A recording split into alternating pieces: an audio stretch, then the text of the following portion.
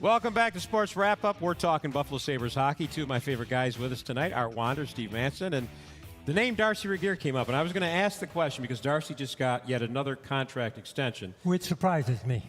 Well, I wrote about this on that excellent website, All Sports WNY. Which I write for. You write for as well. Darcy, I have to say this, and you know, Darcy worked when the Regises owned the Sabres.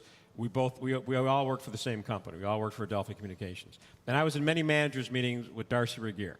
And, you know, I can honestly say Darcy and I were not close. Darcy was not a fan of Empire Sports and the fact that we were covering his hockey team on a nightly basis and had, I think, in his mind, access to information we shouldn't have. But having said that, this guy has survived 4 owners. Not only survived, he's thrived under 4 owners and 3 team presidents. Because I think when he sits in that room in a manager's meeting or sitting with an owner, he's obviously very analytical. He's intelligent. You know, he's almost like an attorney the way he lays out, you know, the plan. And I think when you're a guy with billions of dollars, that's the kind of guy you want to hear explain to you what the game plan is. Now, Art, having said that, your opinion.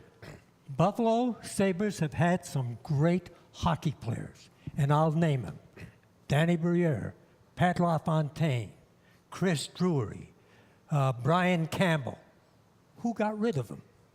Why did they leave? Why did they leave? Darcy Regier was at the helm. Who got them in the first place? What?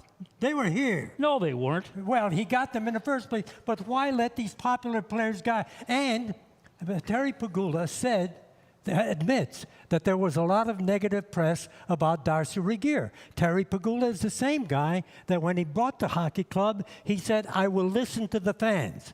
Well, when did Darcy Regier get a ton of plaudits from the fans in letters to the editor or anywhere else? That does bring up, Steve, the timing of this I thought was interesting.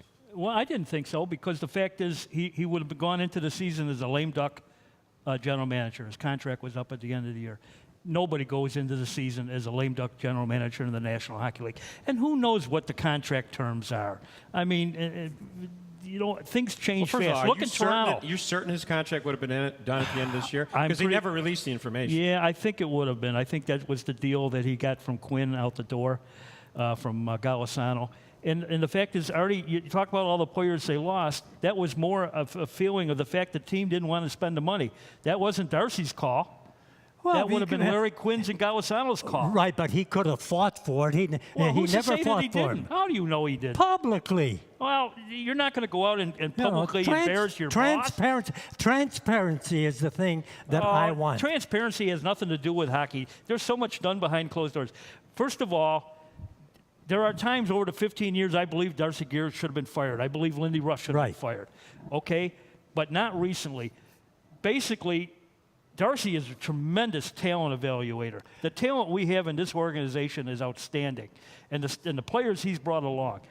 Now it's up to Lindy Ruff to get them to win hockey games. Do you think the fans will be on his side if all of a sudden he says, Grigorenko, you're going back to juniors? Hey, 2 weeks ago I heard that nobody was going to go to a hockey game ever again.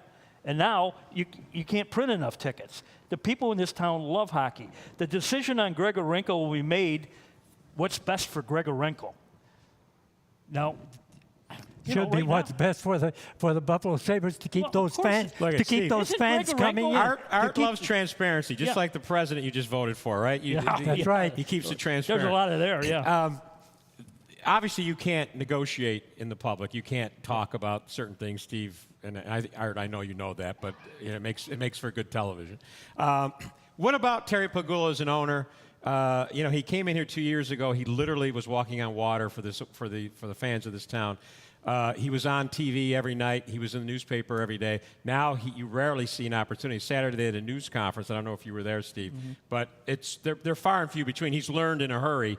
You can't be out there and talk and say what's on your mind because it could come back to bite you. Oh, and of all the positives about Terry Pegula buying the club and keeping it in Buffalo, the one thing that still gnaws on me is why the ticket price increased. I don't buy this. We're in the bottom third of the league when they're making money. And when Terry Pegula, when he bought the club, said, I'm not in it for the money. If I wanted to make money, I would drill for oil. And then they raised the price. Okay, I can't answer that question why they raised the price. Obviously, it was a decision made in their offices down there. And they are in the bottom third of the league price-wise. I mean, the difference, the times when I go to Madison Square Gardens, you got to take out a bank loan just to get in there and forget about getting a hot dog. I mean, the differences in prices just up the road in Toronto is ridiculous. So, I mean, the prices here, they're expensive. There's no doubt about it. They're more expensive than going to a Bills game. But give the reason still why. I don't know the reason why. I can't give you that. Do you think they lost money last year? Yes. Being sold out? Yes. Completely? Yes. Well, now I'm going to bring up something that is a scientific study on my part. Are you ready for this? Go. You were at the game Sunday, No, Steve? I wasn't. Steve, you're covering this It's team, the first. right? I got to admit, I was under the weather. You must have been out the night before with Rick Ginnerent, apparently. You both have the Clancy's flu. It's the first opener I've missed in Okay. ever. The game itself, okay? Beginning of the second period. Now, I'm watching on television as As well. I was, yeah. We're all apparently watching on television. The seats are empty down along the bottom of the ice because the fans are where? They're out in the concourse. They're out. I don't think there's enough concession stands in that arena. This happens at the beginning of every second and third period. Don't blame Pagula for that. That's Larry You Quinn. gotta put Larry Quinn, yeah. But the team came out flat in the second period. Yep. The crowd was not into the game. Suddenly, next you know, Philadelphia's up 2-1. But you go to the games, Yep. most of the games. Most and of Art, them, yeah. you've been to a lot of Yep. the games. It is an ongoing thing, the beginning of a period, and you've been to other rinks quite a bit. Is this across the league that the people can't get back to their seats for the beginning of the period? Well, I tell you, the one place you do notice is in Toronto. I mean, you ever watch Hockey Night in Canada? They come back for the second period, and there's nobody. Yeah. I mean, zero people behind the bench. So it's not just in Buffalo. It's not just in Buffalo, yeah. but the fact is, they do a nice job of having TV sets out in the concession ways and everything. And, hey, there's times I've gone to a concession stand, as you can tell.